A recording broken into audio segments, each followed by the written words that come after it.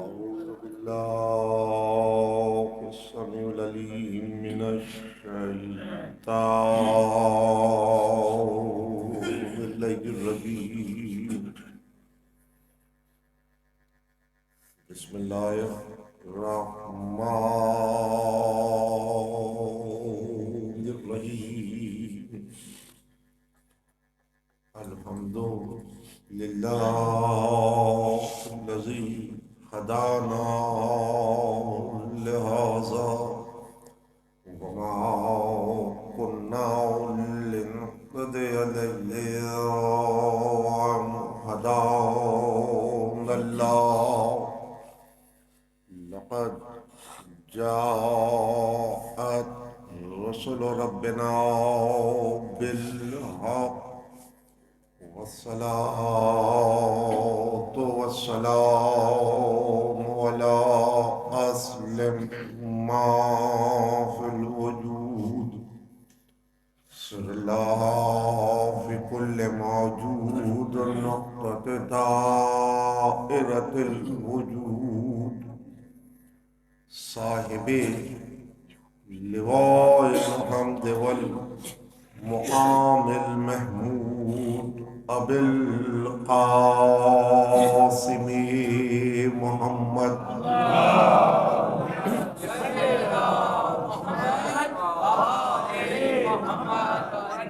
آلہ طیبین الطاہرین المعصومین المظلومین الذین عذب اللہ عنہم الرجس وطہرہم تطہیرا.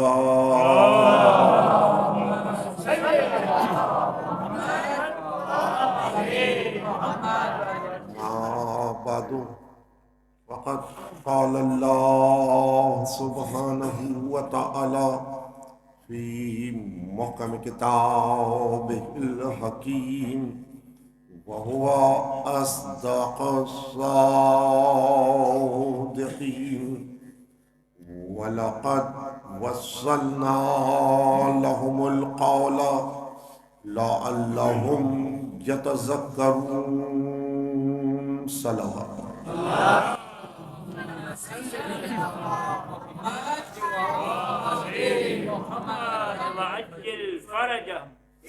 روز شہادت امام ہفتم امام موسیٰ بن جعفر کاظم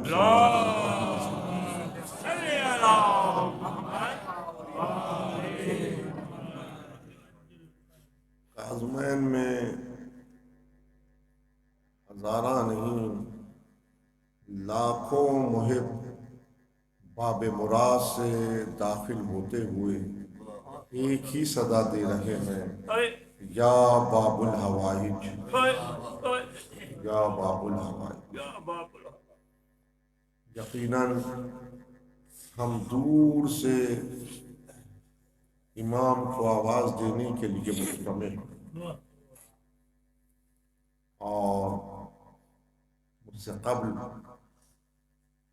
برادر نے جو مختصر سا خلاصہ آپ کی خدمت میں رکھا، یقیناً مجلس نص معصوم کے تحت مجلس فضائل علی اور مصائب حسین سے مختص ہے، لیکن جب کسی معصوم کی ولادت یا شہادت کا دن ہو تو لازم یہ ہے کہ ہم اس امام کے عہد کو اپنے پیش نگاہ رکھیں، اس عہد کو اپنے پیش نگاہ رکھیں تاکہ دل شناسا ہو کہ جس امام کا نام ہم زبان پر لے رہے ہیں انہوں نے کس طور ہماری رہبری کے فریضے کو سر انجام دیا. یہ سورہ قصص کی 51ویں آیت ہے، اور مختصر سی آیت ہے. خداوند علی اعلیٰ ارشاد فرما رہا کہ ہم جسے قول میں وصل دیتے ہیں اسے تذکرے میں سلامت رکھتے ہیں. جسے قول میں وصل دیتے ہیں اسے تذکرے میں سلامت رکھتے ہیں. 11 ہجری ختم مرتبت اس دنیا سے رخصت ہوئے تو عہد تشریع تمام ہوا. آسان کر لیں، یعنی تسلسل وحی منزل اہتمام پر پہنچا، اور 11 ہجری کے بعد عہد تدوین شروع ہوا،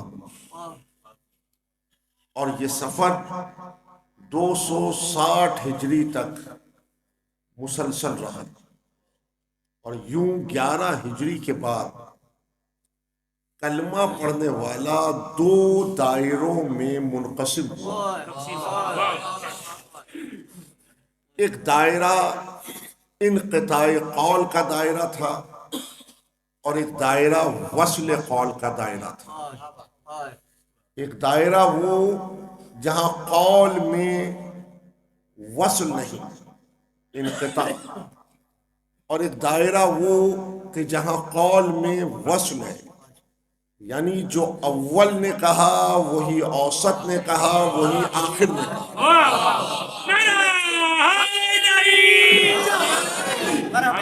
وہی آخر نے کہا. اور بعد ختمی مرتبت ہر ایک دعوی قرب لے کے کھڑا تھا، اور ہر ایک نے مسند قضاوت کو بچھایا، اور ہر ایک فتویٰ دینے پر عامل ہو گیا. ہر ایک فتویٰ دینے پر عامل ہو گیا. لیکن جب انقطاع قول کی منزل تھی تو فتاووں میں تضاد تھا. ملت تقسیم در تقسیم ہوتی چلی گئی. ملت تقسیم در تقسیم ہوتی چلی گئی.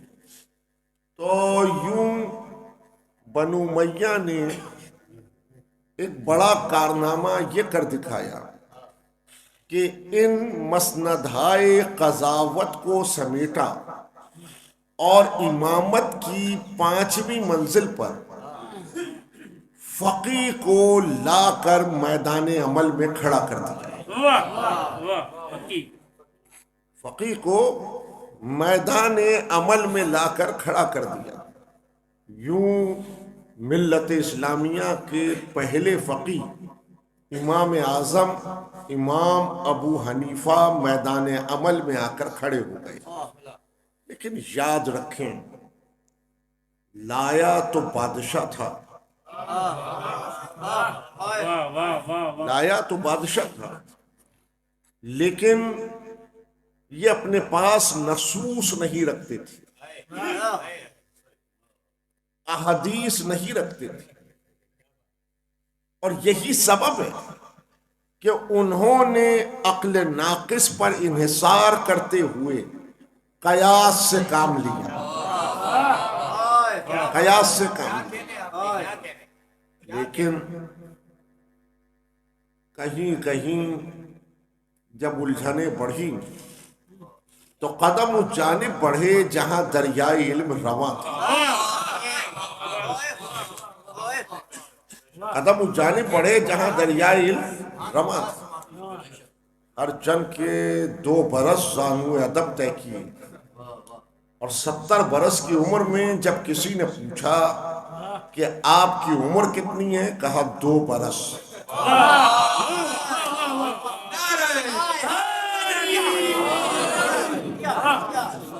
کیا کہتے ہیں؟ کیا کہتے ہیں کہ اگر یہ بارگاہ علم میں زانو ادب 2 برس طے نہ ہوتے تو یہ بھی شمار نہ تھے، یہ بھی شمار نہ تھے. اور پھر کہا کہ اگر یہ 2 برس نہ ملتے تو نعمان ہلاک ہو جاتا.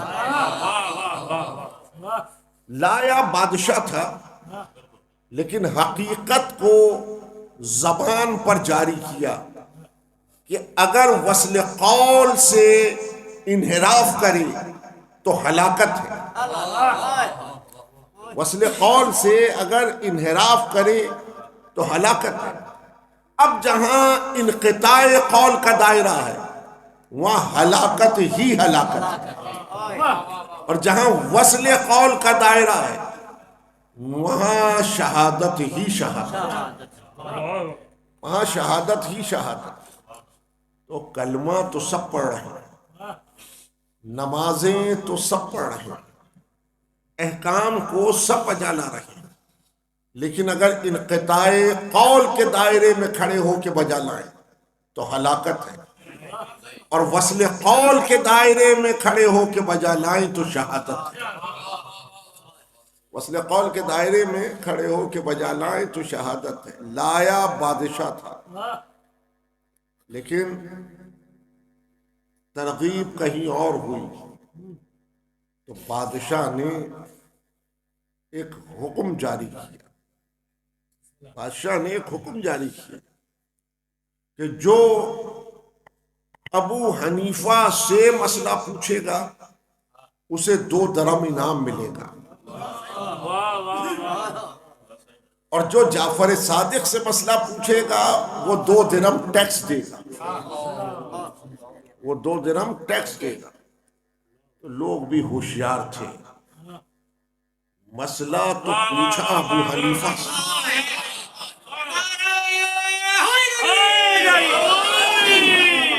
مسئلہ تو پوچھا ابو حنیفہ سے، اور مسئلے کی تصحیح کرائی جعفر صادق سے، مسئلے کی تصحیح کرائی جعفر صادق سے۔ تو ہمارے ادب میں ایک محاورہ ہے کہ کلمہ پڑھنے والوں نے بڑا لطیف کام کر دکھایا کہ مسئلہ ابو حنیفہ سے پوچھا اور تصحیح امام صادق سے کرا، یعنی 2 درہم انعام میں لیا اور 2 درہم ٹیکس ادا کر دیا، یعنی سرکار کا جوتا اور سرکار کا سر برابر کر دیا۔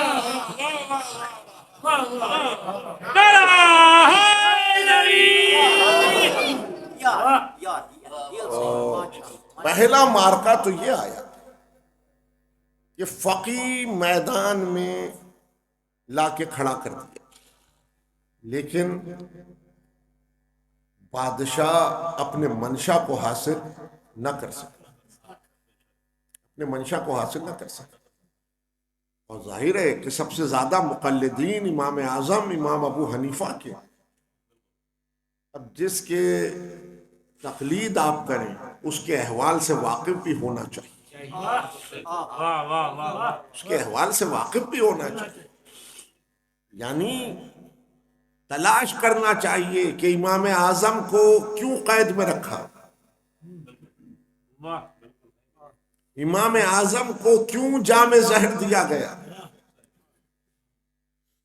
عزیزان گرامی، اگر تلاش کریں گے تو چہرے بے نقاب ہوتے چلے جائیں گے، چہرے بے نقاب ہوتے چلے جائیں گے۔ یہ 6ٹھی منزل تھی، اور یہی جب بنو امیہ زوال پذیر ہو رہے تھے اور بنو عباس تخت اقتدار کی جانب قدم بڑھا رہے تھے، تو سادات کے کاندھوں کا سہارا لے کے آگے بڑھ رہے تھے، سادات کے کاندھوں کا سہارا لے کر آگے بڑھ رہے تھے۔ بچوں کے لیے عرض کر رہا ہوں، بنو عباس آئے تو سادات کے کاندھوں کا سہارا لے کر، بنو امیہ کے ظلم و ستم پر احتجاج کرتے ہوئے، اور انہوں نے اپنا سرکاری لباس سیاہ قرار دیا، اپنا سرکاری لباس سیاہ قرار دیا۔ وہ یہ سمجھے تھے کہ ہم سرکاری لباس سیاہ قرار دے کر لوگوں کو منقلب کر لیں گے، لیکن جب امام ہشتم نے مامون کے دربار میں قدم رکھا تو پہلا کام یہ کیا کہ رنگ دربار بدلا، پہلا کام یہ کیا کہ رنگ دربار بدلا، کہا میرے جد کو سبز رنگ پسند ہے، میرے جد کو سبز رنگ پسند ہے۔ وہ کام جو بنو امیہ نہ کر پائے تھے وہ بنو عباس نے آغاز میں کر دکھایا، یعنی امامت کو تقسیم کیا، امامت کو منقسم کیا، اور یہ غوغا بلند کیا کہ امامت ولد اکبر کا حق ہے، امامت ولد اکبر کا حق ہے، یعنی اسماعیل بن جعفر کا حق ہے۔ اور اسماعیل بن جعفر امام صادق کی حیات میں انتقال کر گئے، امام صادق نے خود ان کو غسل و کفن دیا، خود ان کا جنازہ پڑھایا، لیکن اس غوغے نے تقویت پائی کہ اولاد ولد اکبر امامت کی حقدار ہے، تو اسماعیل کے فرزند کو امامت کے لیے منتخب کیا گیا، امامت کے لیے منتخب کیا گیا۔ یوں یہاں سے دو حصوں کے اندر شیعت منقسم ہوئی، ایک شیعہ اسماعیلی کہلائے اور ایک شیعہ اثنا عشری کہلائے۔ شیعہ اسماعیلی جب آگے بڑھے، شیعہ اسماعیلی جب آگے بڑھے فقہی اعتبار سے وہ آپ ہی سے مماثلت کے ساتھ آگے بڑھے، عزاداری کو ساتھ لے کے چلے، عزاداری کو ساتھ لے کے چلے، لیکن آگے بڑھ کر پھر یہی اختلاف پیدا ہوا، آگے بڑھ کر پھر یہی اختلاف پیدا ہوا کہ امامت کس کا حق ہے۔ تو اب یہاں سے اسماعیلی دو حصوں میں منقسم ہوئے، یعنی انہی سے انعکاس ہوا بہرہ جماعت کا، انہی سے انعکاس ہوا بہرہ جماعت کا، جنہوں نے مصر پر فاطمی حکومت کو قائم کیا، جنہوں نے جامع ازہر کی بنیاد رکھی، جنہوں نے جامع ازہر کی بنیاد رکھی۔ لیکن یہ مختصر وقت میں اس خلاصے کو محفوظ رکھنے کی ضرورت ہے کہ 1898 میں سر آغا خان سوئم نے ایک حکم کے تحت عزاداری کے دفتر کو بند کیا، اور جب عزاداری کے دفتر کو بند کیا تو وہاں سے ایک جماعت نکلی جو حسین حسین کرتے ہوئے نکلی، جو حسین حسین کرتے ہوئے نکلی۔ تو بمبئی میں اثنا عشری عالم نے انہیں اپنا ہمگوش بنایا، اور وہ حضرات جب ہمگوش ہوئے تو وہ شیعہ اثنا عشری خوجہ جماعت بن گئی، شیعہ اثنا عشری خوجہ جماعت بن گئی۔ بورہ حضرات میں آج بھی عزاداری ہے، بورہ حضرات میں آج بھی عزاداری ہے، آج بھی تمام سال ہر روز فجر کے بعد ان کے یہاں مجلس برپا ہوتی ہے، ان کے یہاں مجلس برپا ہوتی ہے۔ لیکن یہ اس لیے عرض کیا کہ نوجوان ذہن طلباء اس سے واقف کار رہیں کہ جہاں سلسلہ منقطع ہو جاتا ہے ہمارا سفر وہیں منقطع ہو جاتا ہے، ہم تسلسل سفر کے ساتھ قدم آگے بڑھاتے ہیں، ہم تسلسل سفر کے ساتھ قدم آگے بڑھاتے ہیں۔ تو پہلا مارکہ تو یہی ہوا کہ جب عہد امام ہفتم کا آغاز ہوا تو یہاں امامت دو حصوں میں منقسم ہو گئی۔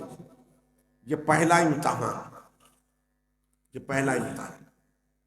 اور ضمنی طور پہ یاد رکھیں، تسلسل امامت میں دو ائمہ ایسے ہیں کہ جن کے ادوار سخت علمی مخالفت کے ادوار ہیں، سخت علمی مخالفت کے ادوار، یعنی اکیڈمک اپوزیشن پیریڈز۔ اول امام ہفتم اور دویم امام یزدہم 11ویں امام، یعنی امام موسیٰ بن جعفر کاظم اور امام حسن عسکری علیہ السلام۔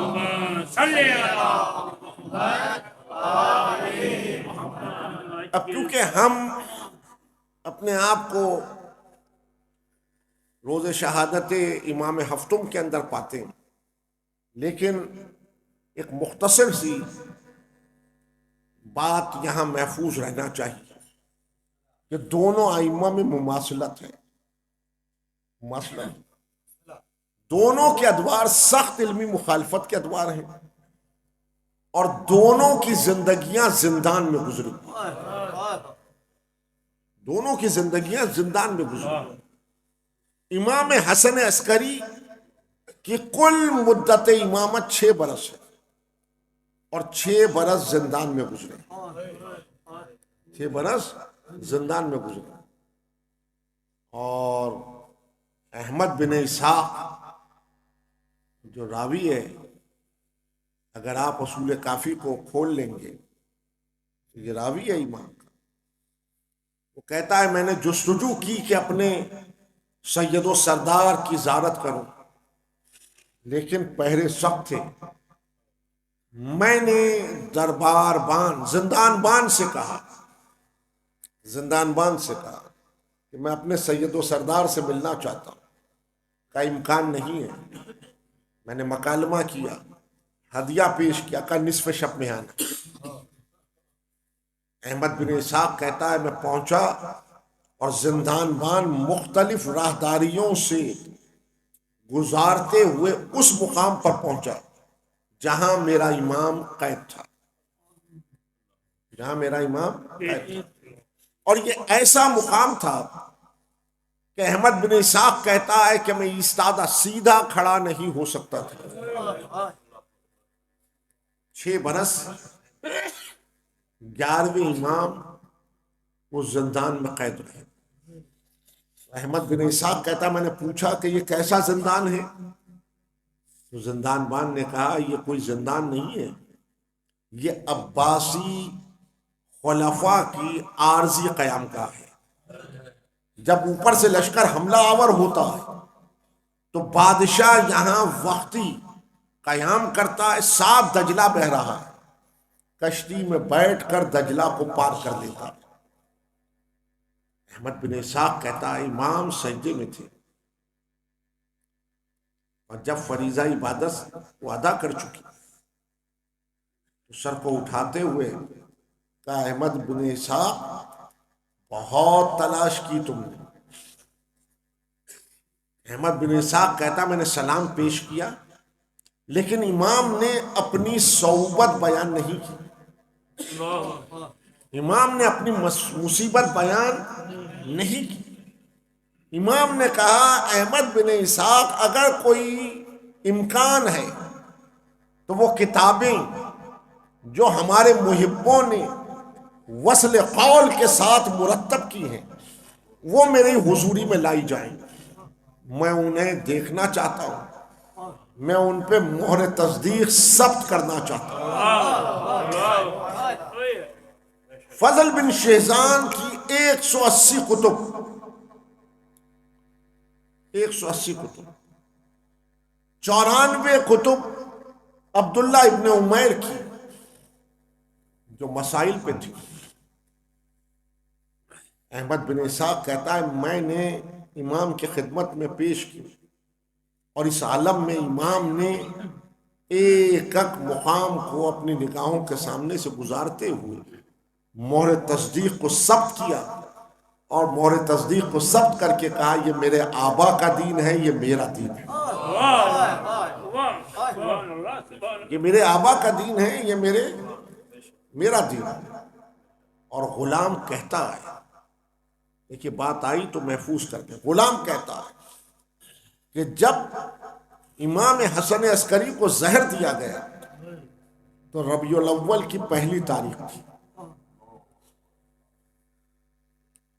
اور شب 8 غلام سے کہہ رہے تھے کہ وہ خطوط جو یمن سے آئے ہیں، مصر سے آئے ہیں، بصرے سے آئے ہیں، وہ میرے سامنے لا کے رکھے جائیں تاکہ میں ان کے جواب تحریر کر سکوں۔ اس عالم میں بھی امام نے کسی کو محروم نہیں رکھا، تو یہ مکالمہ بڑی احتیاط سے کہہ رہا ہوں، امام سے وہ مانگیے جو امام دینا چاہتے ہیں،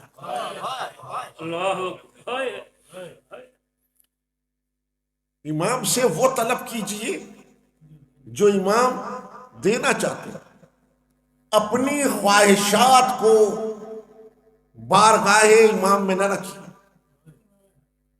اپنی خواہشات کو بارگاہ امام میں نہ رکھیے، اس لیے کہ خلاصہ دین یہ ہے کہ جب تک قطع خواہش نہیں ہوگا، جب تک قطع خواہش نہیں ہوگا، انسان کلمے کے پہلے حصے پر حیات کو عامل نہیں کر سکے گا،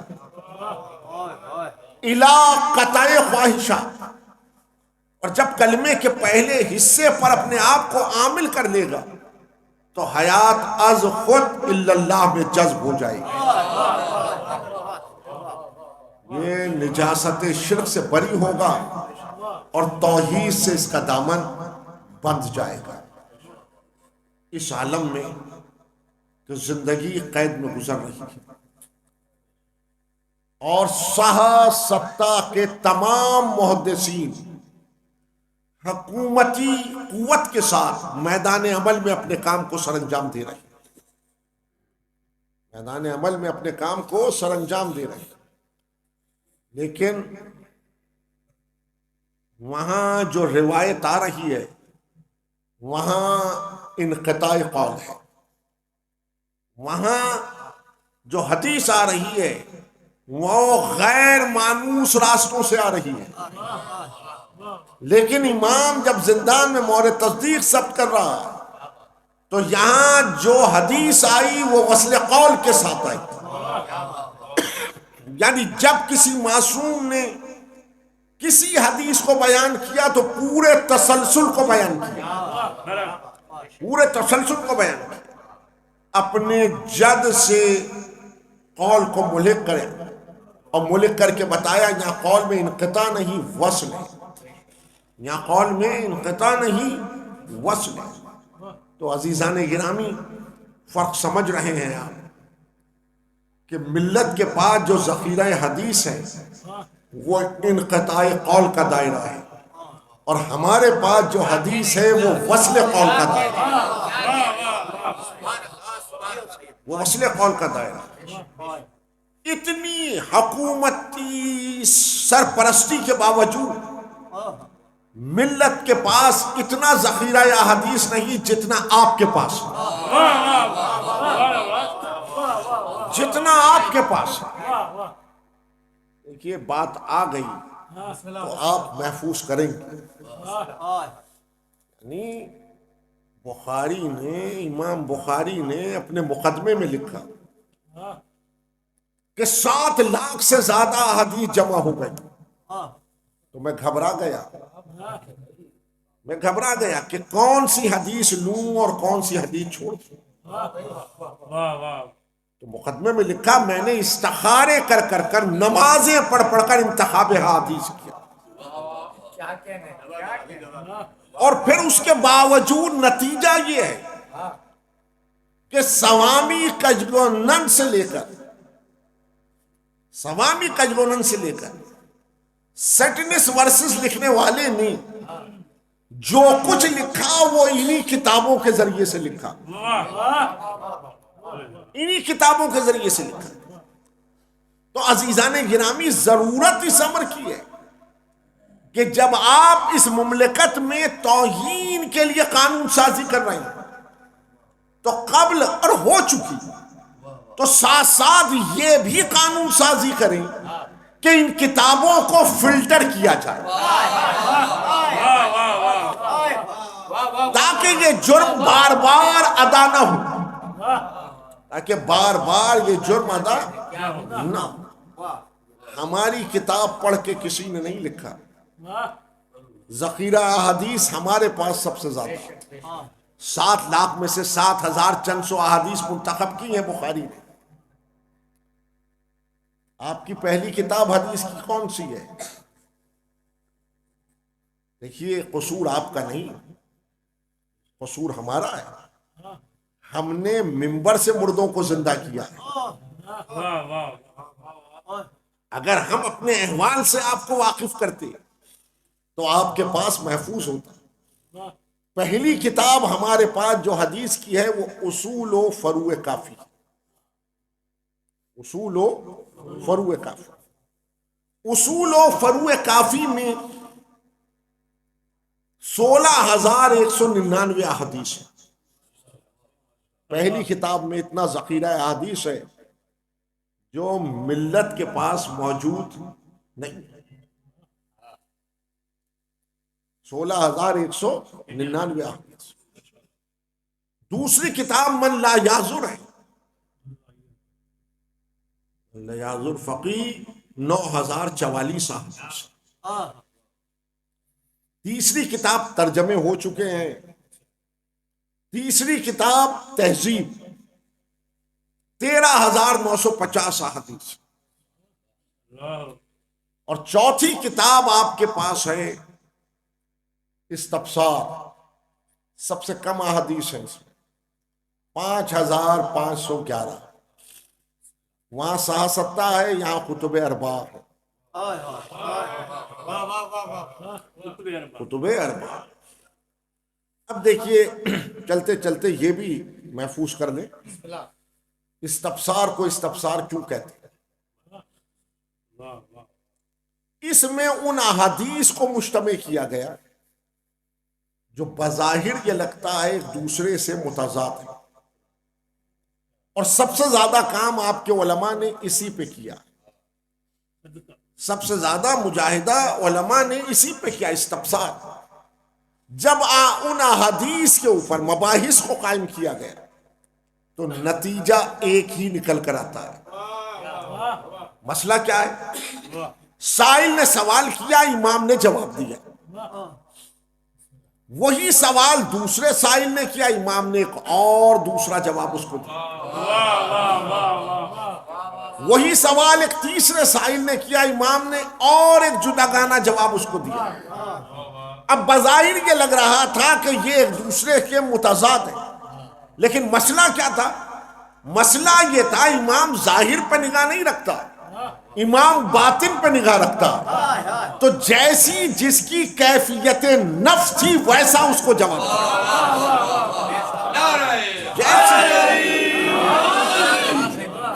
جس کی کیفیت نفس تھی ویسا اس کو جواب۔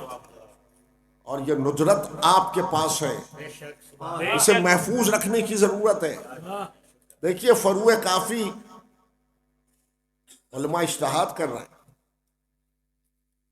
ہر رسالہ کہاں سے شروع ہوتا ہے؟ باب طہارت سے۔ کہاں ختم ہوتا ہے؟ باب دیات۔ فروع کافی باب طہارت سے شروع ہوتی ہے، باب دیات پہ ختم ہوتی ہے۔ اصول کافی پہلا باب، اصول کافی پہلا باب کتاب العقل۔ ملت اسلامیہ میں اگر کہیں کسی حدیث کی کتاب میں کوئی باب کتاب العقل کا نظر آئے تو ہمیں دکھائی۔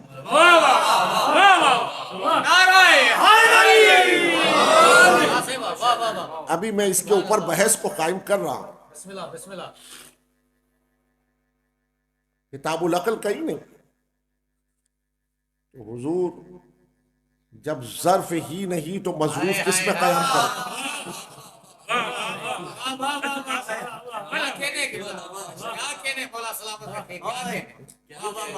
پہلا باب کتاب العقل، دوسرا باب کتاب العلم، کتاب العلم۔ کندھے پر بستر لاد کے یہ نہیں کہا لا الہ الا اللہ.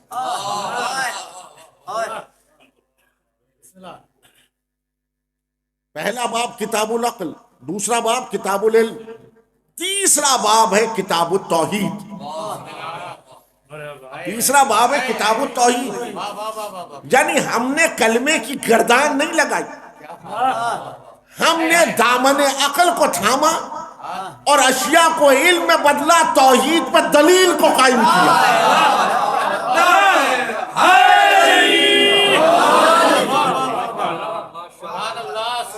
کسی موقع پہ تفصیل عرض کروں گا، کسی موقع پہ تفصیل عرض کروں گا. اور چوتھا باب ہے کتاب الحجت. کتاب الحجت. اب جسے غیبت نہ سمجھ میں آئے تو اس کی زندگی کا سفر آگے کیسے پڑھے گا؟ زندگی کا سفر کیسے آگے بڑھے گا؟ اب آپ سمجھ رہے ہیں کہ تذکرے میں کیوں نہیں آتے لوگ. جتنا غیبت پر عقیدہ پختہ ہوگا اتنا طول حیات بڑھے گا، اتنا طول حیات بڑھے گا. اس لیے کہ غیبت اس میں لذت انتظار کو پیدا کرتی ہے، اور جس میں لذت انتظار نہ ہو اس کا سفر رک جاتا ہے، جس میں لذت انتظار ہو اس کا سفر طول پا جاتا ہے، طول پا جاتا ہے. آپ اواخر میں کلمہ پڑھ کر ایمان ڈھونڈتے ہیں، آپ اواخر میں کلمہ پڑھ کر اوائل کے ایمان کو ڈھونڈتے ہیں. لیکن ہمارے پاس پانچواں باب ہے کتاب الایمان والکفر. کتاب الایمان والکفر. تو اب آپ یاد رکھتے چلے جائیں کہ عہد امام ہفتم کتنا مہم عہد ہے، کتنا مہم عہد ہے کہ چاروں فقہاء اسلام اس عہد میں موجود ہیں. چاروں فقہاء اسلام اس عہد میں موجود ہیں. میں یہاں آیا مشاب ہوا کہ امام کے سنین کو آپ تک پہنچایا گیا. یہ یاد رکھنے کی باتیں ہیں، انہیں یاد رکھیں. یعنی امام کی کل مدت حیات 55 برس یا 57 برس ہے. کیوں؟ سنین ولادت 126 یا 128 ہجری ہے اور سن شہادت 183 اور امام ششم امام جعفر صادق کی شہادت 148 یوں جب مسند آرائے سریر امامت ہوئے تو آپ کا سن 20 برس یا 22 برس کا. یوں ان سنین کو یاد رکھیں کہ جب میں یہ کہہ رہا ہوں کہ چاروں فقہاء اسلام اس عہد میں موجود ہیں تو شاید مقلدین کو نہ معلوم ہو. آپ بتائیے کہ امام اعظم کا سن ولادت کیا ہے؟ امام اعظم امام ابو حنیفہ علیہ الرحمہ کا سن ولادت 80 ہجری ہے اور سن وفات 150 ہجری. اب وہ سنین آپ کے پاس ہیں، یہ موجود ہیں عہد امام موسیٰ بن جعفر. دوسرے امام مالک، ان کا سن ولادت 93 ہجری یا 94 ہجری اور سن وفات 169 ہجری، یہ بھی موجود. تیسرے امام شافعی علیہ رحمہ، یوں یاد کریں کہ امام اعظم کا سن وفات وہ امام شافعی کا سن ولادت ہے 150 ہجری اور ان کا سن وفات 204 ہجری. اب شاداب اذہان تشریف فرما، اگر آپ صرف ذہن کر رہے ہیں تو شافعی نے 33 برس عہد امام موسیٰ بن جعفر کو پایا. 33 برس. اور چوتھے فقی امام احمد بن حنبل علیہ رحمۃ، ان کا سن ولادت 164 ہجری ہے اور سن وفات ان کا 241 ہجری۔ لطف یہ ہے کہ یہ 9 برس کی عمر میں مسند قضاوت پہ قدم رکھ چکے تھے۔ 9 برس کی عمر میں یہ فتویٰ دینے پر عامل ہو گئے تھے، اور جب امام نے شہادت پائی ان کا سن اس وقت 19 برس کا تھا۔ 19 برس کا تھا۔ میں احترام کرتا ہوں امام احمد بن حنبل کا۔ کیوں؟ جب امام نے شہادت پائی اور ہارون نے سرہ بند تھیلیاں تقسیم کی، حکماں، علماء، عساکر کو جمع کیا کہ وہ جا کر تصدیق کریں کہ قیدی طبعی موت مرا ہے۔ جب امام احمد بن حنبل کو بلایا گیا اور آپ حجرے میں گئے اور واپس پلٹے تو حجرے کے دروازے پہ کھڑے ہو کر سر سے عمامہ پھینک دیا اور کہا کہ اگر ہارون تمام عمر مجھ کو قید میں ڈال دے، میرے سر کو تن سے جدا کر دے، تو میں یہ تصدیق نہیں کر سکتا کہ قیدی اپنی طبعی موت مرا ہے۔ قیدی کے بدن پہ تو دروں کے نشان ہیں۔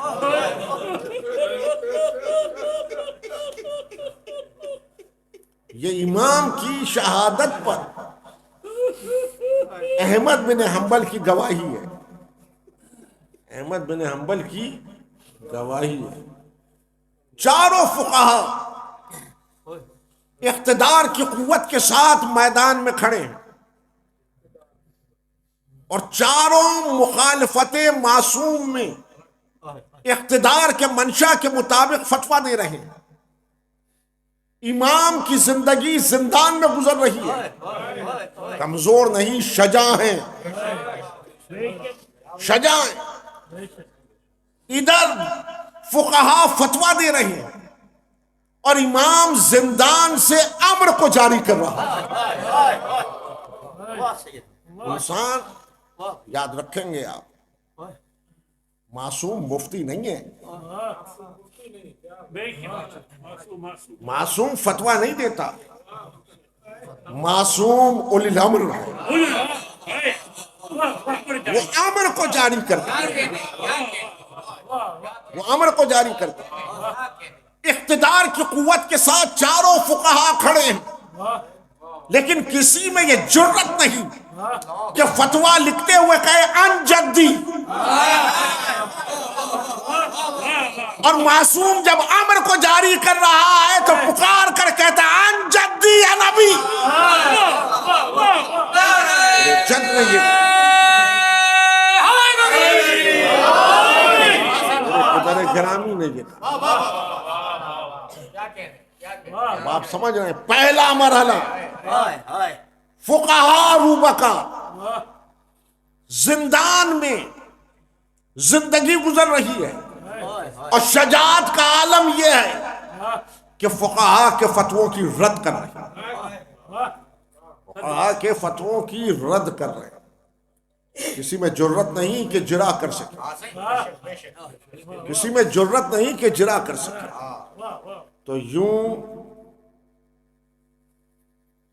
تاریخ اسلام پڑھانے والے دیانتداری کا مظاہرہ کریں۔ کتنی تیزی کے ساتھ قلم کو رواں کر کے لکھتے ہیں کہ ہارون و مامون علم کے دلدادہ تھے۔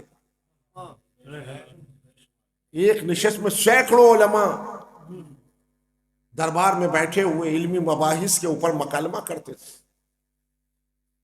لیکن یہ کیوں نہیں بتاتے کہ سرہ بند تھیلیاں تقسیم کر کر نصرانی علماء کو داخل اسلام کیا گیا، اور وہ کام جو ان کو تفویض کیا گیا، سپرد کیا گیا، سونپا گیا، وہ یہ تھا کہ وہ فلسفہ یونان کو عربی زبان میں انتقال پذیر کریں۔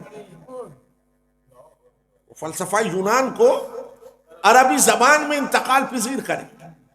اب جب دربار میں مباحث چھڑے تو اسے فلسفہ یونان کی مہک اور کسوٹی پہ کسا جائے، بطلموس فلسفی پہ اس کو کسا جائے. تو یوں تفسیر میں، عقائد میں اسرائیلیات داخل ہو رہی تھی، اور امام زندان سے آواز دے رہا تھا، امام زندان سے آواز دے رہا تھا، عقل کا دامن نہ چھوڑو، عقل کا دامن نہ چھوڑو. کیوں؟ عقل کا کام یہ ہے، معصوم کہہ رہا ہے، عقل کا کام یہ ہے کہ وہ تصدیق کرے کہ خدا پہ سچ کون بول رہا ہے، اور عقل کا کام یہ ہے کہ وہ تکذیب کرے کہ خدا پہ جھوٹ کون بول رہا ہے. زندان سے اسرائیلیات کی رد کر رہے ہیں فلاسفہ، یہ غوغا بلند کر رہے ہیں، وجود باری ثابت نہیں، کائنات فطرت پہ قائم ہے، کائنات فطرت پہ قائم ہے. اور امام کہہ رہا ہے عقل کے دامن کو نہ چھوڑو، امام کہہ رہا ہے عقل کے دامن کو نہ چھوڑو. جب تک دامن عقل کو نہیں تھامیں گے وجود باری ثابت نہیں، وجود باری ثابت نہیں. اب آپ سمجھ گئے. میں اس کو مختصر وقت میں یوں کہوں کہ شاہی نے عقل کو مکفل کرایا، امام نے کہا عقل کا دامن نہ چھوڑو. جہاں عقل مکفل ہوئی وہاں مشاہدہ رک گیا، جہاں عقل مکفل ہوئی وہاں مشاہدہ رک گیا، جہاں مشاہدہ رکا وہاں اشتباہ بڑھا، شک بڑھا. جہاں صرف عقل ہوا وہاں مشاہدہ بلند ہوا، اور جتنا کیفیت مشاہدہ بلند ہوئی اتنا غیب حضور بنتا گیا، اور جب غیب حضور بنتا گیا تو اس کی کیفیت شک یقین میں بدلتی چلی. جب غیب حضور بنتا چلا گیا تو یہ دائرہ حیرت کو توڑتا گیا، یہ دائرہ حیرت کو توڑتا گیا. فلسفے کی گتھیاں نہیں سلجھاؤں گا، لیکن جہاں عقل مکفل ہوئی وہاں مشاہدہ رکا، جہاں مشاہدہ رکا وہاں اشتباہ بڑھا، شک بڑھا، وہاں دائرہ حیرت پھیلتا چلا گیا، وہاں دائرہ حیرت پھیلتا چلا گیا. میرے عزیز، جہاں عقل مکفل ہوئی وہاں غلام پیدا ہوئے، اور جہاں صرف عقل ہوا وہاں آزاد پیدا ہوئے. ملوکیت نے کلمے کی گردان لگوائی، امامت نے کلمے پر دلیل کو قائم کرا، امامت نے کلمے پر دلیل کو قائم کرا. لا الہ الا اللہ صبح سے شام تک کہیے، لا الہ الا اللہ صبح سے شام تک کہیے، لیکن دلیل وہ لائے گا جو دامن عقل کو تھامے. یہ آپ کے پاس حسن موجود ہے، یہ آپ کے پاس حسن موجود ہے کہ اصول میں تقلید واجب نہیں ہے، اصول میں ہر نفس پر واجب ہے کہ وہ ایک دلیل کو قائم کرے، وہ ایک دلیل کو قائم کرے. یوں امام نے کلمہ پڑھنے والے کو غلام نہیں بنایا، آزاد بنایا، غلام نہیں بنایا، آزاد بنایا. پہلا مرحلہ فقہا کی رد، دوسرا مرحلہ فلاسفہ کی رد. شاہی نے کہا راستہ روکیں تو کیسے روکیں، راستہ روکیں تو کیسے روکیں. زندان میں قید، پہرے، استبداد، ظلم، ستم، لیکن شجاعت کا عالم یہ کہ زندان میں رہتے ہوئے فقہا کی رد کر رہے ہیں، فلاسفہ کی رد کر رہے ہیں. اب راستہ روکیں تو کیسے روکیں. تو شاہی نے زمین دوز لوگ تیار کیے، سمجھ رہے؟ تقدس کے بت تراشی، تقدس کے بت تراشی، اور امامت کے مقابلے پر صوفیوں کو لا کے کھڑا کرتے.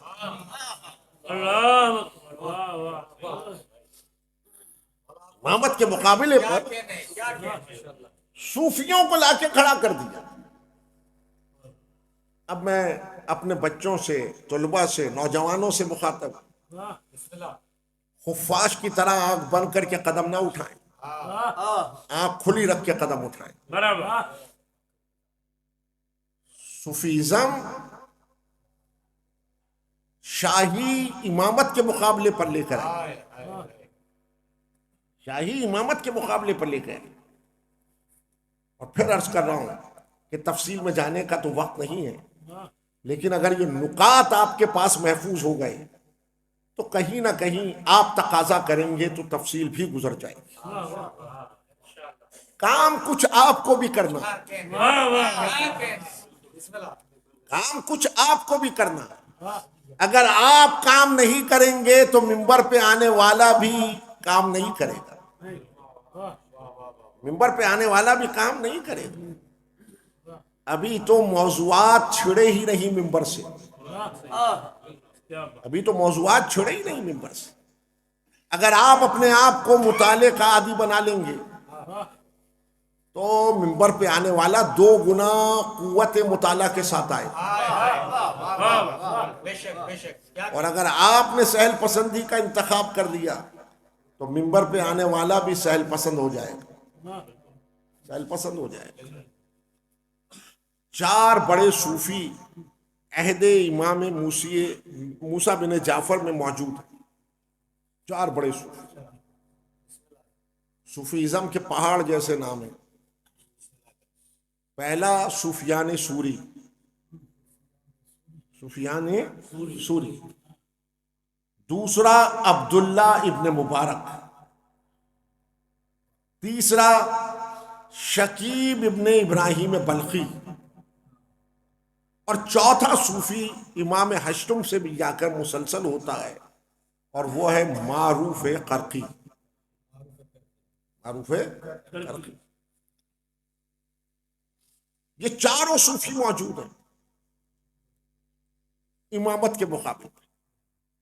یہ شوبدہ دکھاتے ہیں، امام معجزہ دکھاتا ہے.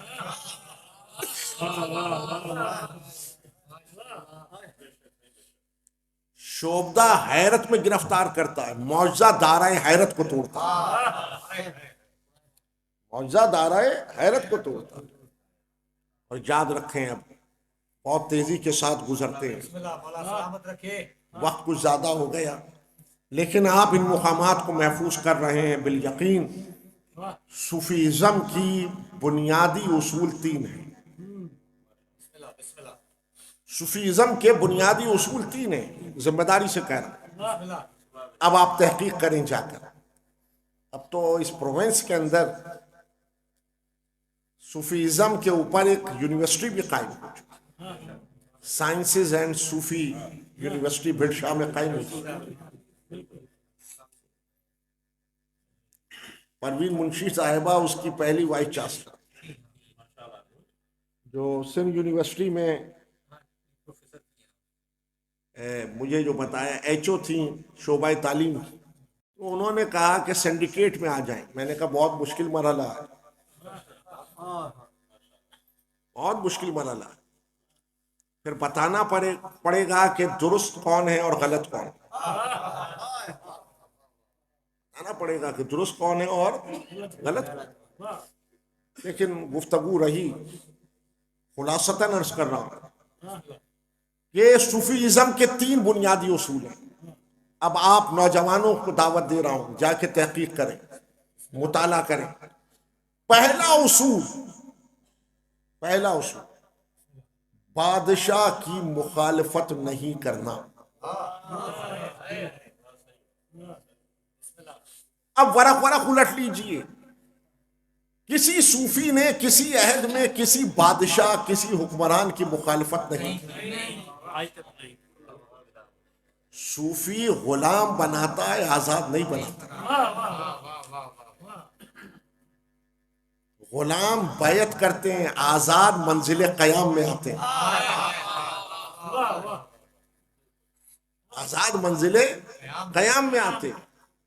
ہمارے پاس یہ سلسلہ نہیں ہے کہ ہاتھ پہ ہاتھ رکھ کے ہم بیعت کرتے چلے جائیں، نہیں، یہ بات تو سمجھ لیا دنیا نے بہت پہلے کہ جب 60 ہجری میں سوال بیعت آیا تو حسین لفظ لا کے تحت آگے بڑھ گئے، اور وہ دن اور آج کا دن ہم نے ایک لفظ کہنا سیکھا، حسین، اور ہر دور کی شاہی سمجھ گئی کہ جو حسین کہنا سیکھ لے اس میں قوت لا ہوتی ہے، اور جس میں قوت لا ہو وہ غلام نہیں ہوتے، منزل قیام میں ہوتے ہیں، منزل قیام میں ہوتے ہیں۔ تو 57 اسلامی ملک اگر یا حسین کہنا سیکھ لیں تو ان میں بھی قوت لا پیدا ہو جائے گی، وہ غلام نہیں بنیں گے، منزل قیام میں حیات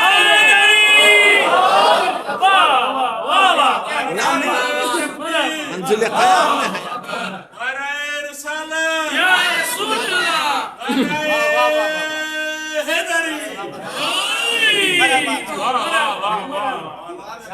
پہلا اصول بادشاہ کی مخالفت نہیں، کسی صوفی نے کی ہو تو کوئی مجھے دکھائے۔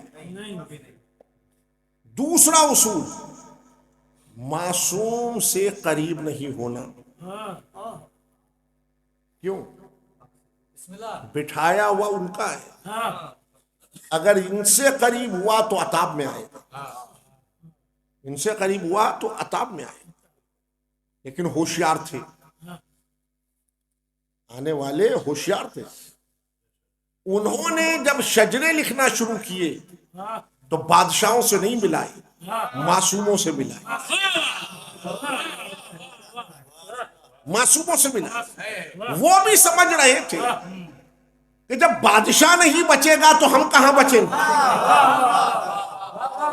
تو شجرہ وہاں سے ملاؤ کہ جو باقی رہے تو ہم بھی باقی رہیں، ہم بھی باقی رہیں۔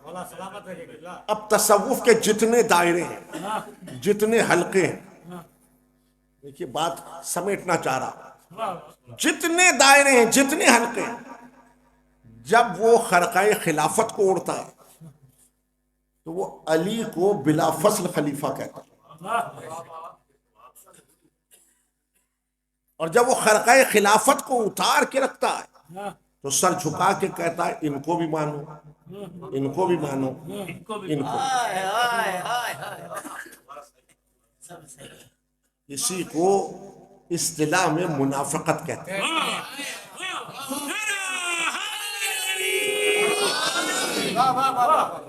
اصطلاح میں منافقت کہتے ہیں۔ پہلا اصول بادشاہ کی مخالفت نہیں کرنا، دوسرا اصول معصوم کے قریب نہیں، تیسرا اصول نعرہ ہوا حق، رقص و سرور میں زندگی کو محو کر،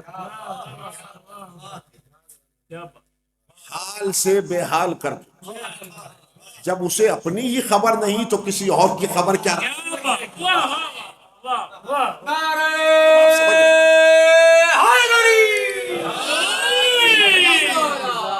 اب آپ سمجھ رہے، اس سلسلے میں دو ائمہ کی اولادوں نے بڑی قربانیاں دی، یہ بھی ایک موضوع ہے۔ اول امام حسن مجتبیٰ صلوات اللہ وسلم،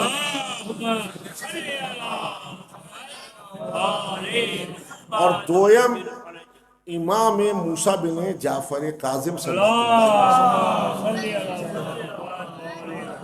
دیکھیے آپ ایران جاتے ہیں، عراق جاتے ہیں، آپ تلاش کرتے ہیں امام زادوں کی قبور کہاں ہیں تاکہ ان کو سلام پیش کریں، لیکن آپ ہی کے شہر سے متصل امام زادے کی قبر ہے، عبداللہ شاہ غازی، نفس زکیہ کی اولاد، اور 5ویں پشت میں ملک ہیں امام حسن مجتبیٰ سے۔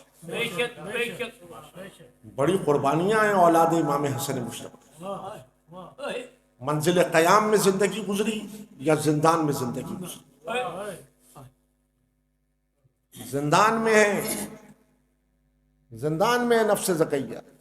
روز عید ہے، فریضہ نماز کو ادا کر رہے ہیں، اور زندان بان یہ کہتا ہوا زندان میں داخل ہوا کہ روز عید ہے، بادشاہ نے تحفہ بھیجا ہے، بادشاہ نے تحفہ بھیجا ہے. نفس زکیہ نے فریضہ نماز کو جب ادا کر لیا، مصلی پہ کھڑے ہیں، طبق آگے آیا، خان پوش کو ہٹایا تو طبق میں جوان بیٹے کا سر رکھا ہوا تھا. نفس زکیہ سجدے شکر میں گر گئے، سجدہ شکر میں گر گئے. سبوح قدوس کی صدا سے زندان کو لرزہ پیدا کرتی، لرزہ پیدا کرتی. امام موسی کاظم کی اولاد نے بڑی قربانیاں دی. دوش پر مشکیں پانی کی بھر بھر کر سرائے میں آ کر کھڑے ہو گئے، اور مسافروں کو یہ کہہ کر پانی کا جام دیتے، حالات سازگار نہیں ہے، پانی کا جام یہ کہہ کے دیتے پیاسے کی پیاس کو یاد کر. یہ مصائب تو نہیں پڑھ رہا، پیاسے ہی پیاس کو یاد کر. ادھر شاہی تصوف کے ذریعے سے سرور کو نفس میں اتار رہی ہے، اور ادھر اولاد معصومین درد کو نفسوں میں اتار رہا ہے. ہر معصوم نے کہا کربلا نہ بھولنا، کربلا نہ بھولنا. کیوں؟ کربلا ملوکیت کے سر کو قطع کرتی ہے، ملوکیت کے سر کو قطع کرتی ہے. ملوکیت رگوں میں سرور کو بھر رہی ہے، اور ایمان رگوں میں درد کو بھر رہا ہے. میں کوئی فقہی بحث نہیں چھیڑنا چاہتا، لیکن علم نفسیات کا ایک سادہ سا مسئلہ ہے کہ اگر نفس میں سرور آئے تو یہ جامد ہو جاتا ہے. اس کا رشتہ ماضی سے منقطع، حال سے رابطہ قائم نہیں کرتا. لیکن اگر درد اس میں قیام کرے تو یہ ماضی سے رشتے کو قائم کرتا ہے، استقبال کی راہ کا تعین کر لیتا ہے.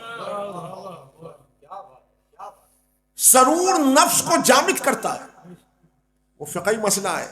موسیقی حرام، لیکن سمجھ نہیں آتا. درد نفس کو متحرک کرتا ہے. میرے طویل مباحث ہیں، اس کا خلاصہ ایک مکالمے میں اس طرح سے ہے کہ وہ نفس جو جامد ہے مردہ ہے، وہ نفس جو متحرک ہے وہ زندہ ہے. اب آپ سمجھ رہے ہیں ملوکیت کا منشا یہ کہ سرور کو اتارو، نفس مردہ کلمہ پڑھے. امامت کا منشا یہ کہ درد کو نفسوں میں اتارو تاکہ زندہ کلمہ پڑھے، تاکہ زندہ کلمہ پڑھے. مردے کلمہ پڑھ کے مردے ہی رہیں گے، زندہ کلمہ پڑھ کے زندہ ہی رہیں گے.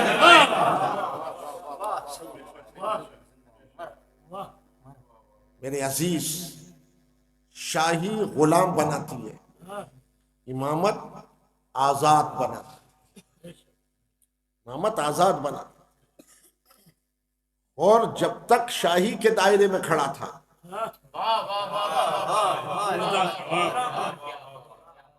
اور جب تک شاہی کے دائرے میں کھڑا تھا غلام تھا. آنکھ بند ہوتی تو مردہ تھا، لیکن ایک قدم امامت کی راہ میں بڑھا اور آزاد ہو گیا، اور مرا نہیں، اور زندہ و جاوید ہو گیا، اور زندہ و جاوید ہو گیا. لوگ پوچھتے ہیں یہ مجلسیں کیوں ہیں؟ یہ مجلسیں بار بار اسی لیے ہیں، یہ مجلسیں بار بار اسی لیے ہیں کہ کسی نفس سرور میں درد انتقال پذیر ہو جائے. کسی نفس سرور میں درد انتقال پذیر ہو جائے تو مردہ آئے زندہ ہو کے چلا جائے. غلام آئے اور آزاد ہو کے چلا جائے، حور آئے اور حور علیہ السلام بن کے چلا جائے، حور آئے اور حور علیہ السلام بن کے چلا جائے۔ بڑی زحمت اٹھائی آپ نے، لیکن پیش نگاہ رہے کہ آپ کے معصوم نے کتنی زحمت اٹھائی، کتنی زحمت اٹھائی۔ روضہ رسول سے گرفتار کیا تھا موسیٰ بن جعفر، لشکر آیا تھا گرفتار کرنے کے۔ ایک مرتبہ جد کے مرقد عالی پہ ہاتھ رکھ کے کہا، آپ سن رہے ہیں، آپ دیکھ رہے ہیں، اور سلام پیش کیا۔ ملت میں وہ بنیادی پہلا عقیدہ جو پروان چڑھا تھا، ہر معصوم نے اس مکالمے سے اس کی رد کی۔ پہلی منزل پہ حضرت زہرا اور بعد آپ کے ہر معصوم نے اسی مکالمے سے رد کی کہ یا جدہ آپ دیکھ رہے ہیں، آپ سن رہے ہیں۔ پہلا عقیدہ یہی تو پروان چڑھا تھا، رسول مر گئے، رسول حاضر و ناظر نہیں ہے۔ ہر معصوم نے اس مکالمے کو ادا کر کے بتایا رسول مرے نہیں، رسول ہیں، رسول حاضر و ناظر، رسول حاضر و ناظر۔ روزے سے باہر آئے، صاحبزادے کو آواز دی، علی بن موسی رضا کو آواز دی اور وصیت کی، کلمہ وصیت کا سنیں، محفوظ کریں اور جانیں کہ حالات کتنے ناسازگار تھے۔ مخاطب کر کے کہا، علی بن موسی رضا، جب رات آئے تو غلاموں کے ساتھ گھر کے صد دروازے پر بستر لگا لیں، اہل حرم کی حفاظت کا خیال ہے، اہل حرم کی حفاظت کا خیال۔ مدینے سے گرفتار کر کے بغداد لایا گیا۔ جب بغداد لائے تو ہارون نے اپنے چچا زاد بھائی عیسیٰ کو بصرے سے بلوایا اور عیسیٰ کی قید میں امام موسیٰ بن جعفر کو دیا۔ 1 سال بصرے میں امام قید رہے، عیسیٰ کی قید میں 1 سال امام رہے۔ تو عیسیٰ نے ایک طویل خط لکھا، ایک طویل خط لکھا ہارون کو، اس کا خلاصہ یہ ہے کہ اس نے لکھا، ہارون پتہ تو چلے اس سید علوی کا جرم کیا ہے،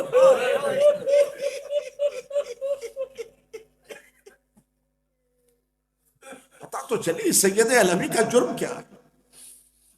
میں تو یہ دیکھتا ہوں کہ یہ صبح کی نماز کے فریضے کو ادا کرتا ہے، سجدہ شکر میں سر کو رکھ دیتا ہے، ظہر کا وقت آتا ہے، ظہر کے فریضے کو ادا کرتا ہے، تعقیبات کو ادا کرتا ہے، پھر عصر کے فریضے کو بجا لاتا ہے، سجدہ شکر میں سر رکھتا ہے، مغرب کا وقت آ جاتا ہے، مغرب کے فریضے کو ادا کرتا ہے، 2 لقموں سے افطار کرتا ہے، اور پھر عشاء کے فریضے کو ادا کرنے کے بعد سجدہ شکر کے اندر سر رکھتا ہے۔ اس کے سجدہ شکر سے زندان لرز رہا ہے،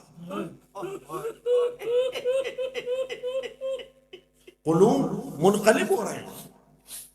پتہ تو چلے کہ اس سید علوی کا جرم کیا ہے۔ آخری سطر یہ تھی کہ اگر جواب نہ آیا تو میں رہا کر کے اسے مدینے پہنچا دوں۔ ہارون کو خط موصول ہوا، بصرے سے امام کو دوبارہ بغداد بلوایا۔ مختلف زندانوں میں امام کو قید رکھا گیا، مختلف زندانوں میں امام کو قید رکھا گیا۔ کئی برس قید رہے، یہ ایک تاریخ کی بحث ہے. 9 برس قید رہے، 14 برس قید رہے، 24 برس قید رہے. لیکن میں شب بھی بڑا امام باڑہ کھارا دل میں کہہ رہا تھا کہ حضرت دبیر کے 2 مصرے بار بار دہراتے رہے کہ مولا پہ انتہائے اسیری گزر گئی، مولا پہ انتہائے اسیری گزر گئی، زندان میں جوانی و پیری گزر گئی.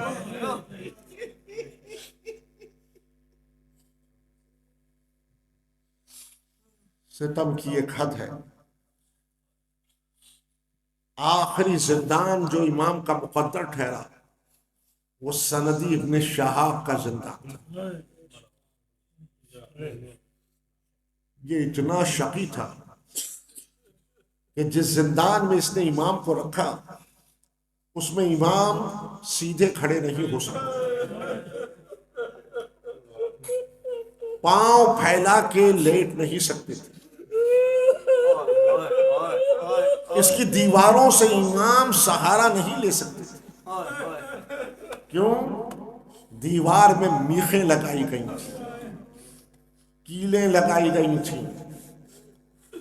اس لیے مقاتل نے یہ مکالمہ محفوظ کیا ہے کہ تاریخ امامت کا یہ وہ قیدی ہے جس کا گوشت زندان کھا گیا.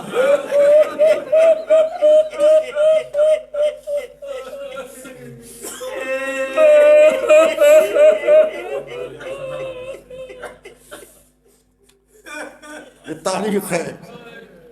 سندی ابن شہاب صبح و شام امام پہ تعزیانے برساتا. میں نے بہت سہولت کے ساتھ یہ مکالمہ کر دیا. عزیزوں، جب راہ معدوم نہ پائی تو زہر دیا گیا، زہر دیا گیا. 23ویں رجب کو میرے سید و سردار کو زہر دیا گیا، اور زہر بدن میں صلاحیت کر رہا تھا. اور غربت کا عالم یہ تھا کہ کنبہ پاس نہیں، بیٹا پاس نہیں، بیٹیاں پاس نہیں، تنہائی اور موسیقی کا پتا چکا کہ جب قضا کی تو ہارون کا منشا یہ تھا کہ یہ تصدیق ہو کہ قیدی طبعی موت مرا. لیکن احمد بن حنبل نے گواہی دی کہ قیدی طبعی موت نہیں مرا. 25ویں کی شب تھی. غلام کہتے ہیں ہم نے بستر پہ نگاہ کی تو ہم نے بستر پر علی بن موسی رضا کو نہیں پائے. شب بھر اپنے سید و سردار کو تلاش کرتے رہے لیکن کہیں خبر نہ پائی. اور جب آفتاب طالع ہو رہا تھا تو ہم نے دیکھا کہ علی بن موسی رضا اس عالم میں آ رہے ہیں کہ سر پہ امامہ نہیں ہے، پاؤں میں نالہن نہیں ہے، گریبان چاک ہے. غلاموں نے آگے بڑھ کے قدموں پہ سر رکھ دیا کہ سید و سردار رات کہاں گزاری. سر کو جھکا کے کہا میں بغداد گیا تھا، میرے باپ نے قضا کی، میں اپنے باپ کو غسل و کفن دے کر آ رہا ہوں، اپنے باپ کو غسل و کفن دے کر آ رہا ہوں. غلاموں نے کہا اے ہمارے سید و سردار، کیا امام نے محبوں کے لیے کوئی پیغام بھیجا؟ کیا امام نے محبوں کے لیے کوئی پیغام بھیجا؟ امام علی بن موسی رضا نے سر کو جھکا کے کہا ہاں، آخر بات یہ کی کہ بیٹا میرے محبوں سے کہنا کہ جب کوئی میرا محب غربت میں مرے گا تو موسی کاظم اس کی نماز جنازہ پڑھائے گا.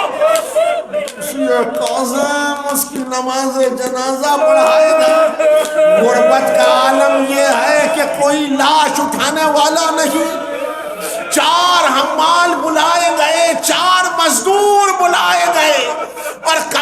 لاش کو رکھا گیا.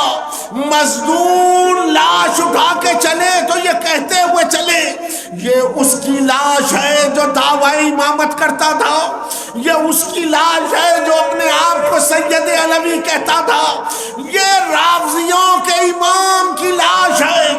لاش کو جسر بغداد پہ لا کے رکھ دیا. منشا یہ تھا کہ جب تجارتی قافلے گزریں گے تو لاشا پامال ہو جائے گا, ہم یہ غوغا بلند کریں گے کہ قیدی زندان سے بھاگا تھا اور قافلے میں روندا گیا.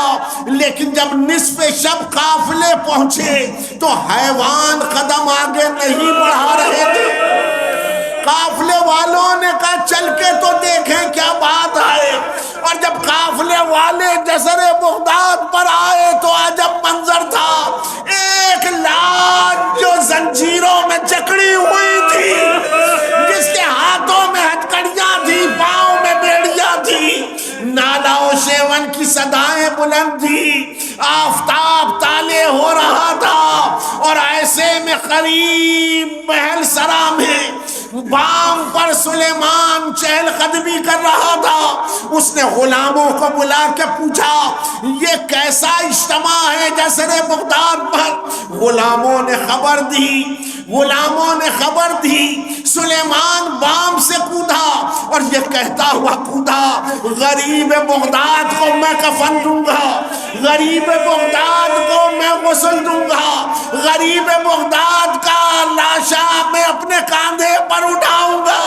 غلاموں نے آگے بڑھ کے کہا ہارون کا حکم ہے کوئی لاش کے قریب نہ جائے. سلیمان نے پکار کر کہا جا کے ہارون کو خبر کر دو, میں اسے غسل و کفن دوں گا, میں اس کی لاش کو اپنے کاندھوں پہ اٹھاؤں گا. کاظمین میں غریب کا ماتم برپا تھا, سیاہ علم لہرا رہے تھے, اور مختص جگہ پہ لے جا کر سلیمان نے امام موسیٰ بن جعفر کو رکھا. لیکن ہاں میں دست ادب جوڑ کے کہتا ہوں مولا, ایک سلیمان آیا جس نے غسل و کفن دیا, جس نے آپ کی لاش کو کاندھے پہ اٹھایا, آپ کو مختص جگہ پہ لے جا کے دفنایا, مگر مولا ایک نگاہ اپنے جد حسین کی جانب لاج ریگے کربلا پر پڑی ہوئی تھی.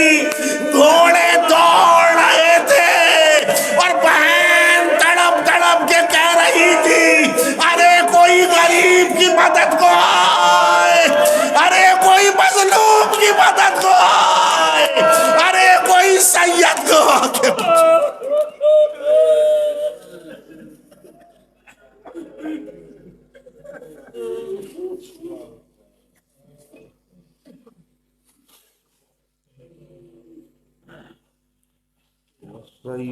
سيعلم الذين ظلموا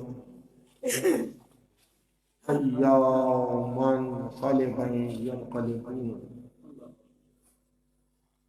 الہی و سیدی یا مولا, پروردگار ہماری اس عبادت کو اپنی بارگاہ میں قبول فرما. پروردگار حاضرین مجلس کی جملہ حاجات شجاع کو کرنا. پروردگار بانیان مجلس کی توفیقات میں اضافہ فرما. پروردگار بانیان مجلس کے مرحومین, حاضرین مجلس کے مرحومین, شہدائے ملت جعفریہ کے درجات کو بلند فرما. ان کے گناہان کبیرہ و صغیرہ کو معاف فرما. پروردگار جو قید میں ہیں بالخصوص محمد شفیع ٹالپور, دعا کریں بحق بیمار کربلا جلد رہائی کی خبر عطا. پروردگار جو بیمار ہیں بحق باب الحوائج انہیں صحت کاملہ اور عاجلہ. یاد رکھیں جسمانی دردوں کے لیے اسی امام سے توسل کا حکم ہے. اسی امام سے توسل کا حکم ہے. بالخصوص اگر عارضہ چشم ہو تو دونوں ہاتھ کی انگلیاں آنکھوں پہ رکھ کے کہیں اللہم انی اتوسلو بحق یا موسیٰ بن جعفر، عارضۂ چشم دور ہو جائے گا تو دعا کرتے ہیں پروردگار باب الحوائج کے صدقے میں جو بیمار ہیں انہیں صحت کاملہ اور عاجلہ دے، جو بے روزگار ہیں انہیں روزگار عطا فرما، جو برسر روزگار ہیں ان کے رزق میں خیر و برکت عطا فرما، پروردگار مقامات مقدسہ کی حفاظت فرما، پروردگار ملت کو متحد رکھ، مملکت کی حفاظت فرما، ظہور حضرت حجت میں تاجیل فرما، ماتم حسین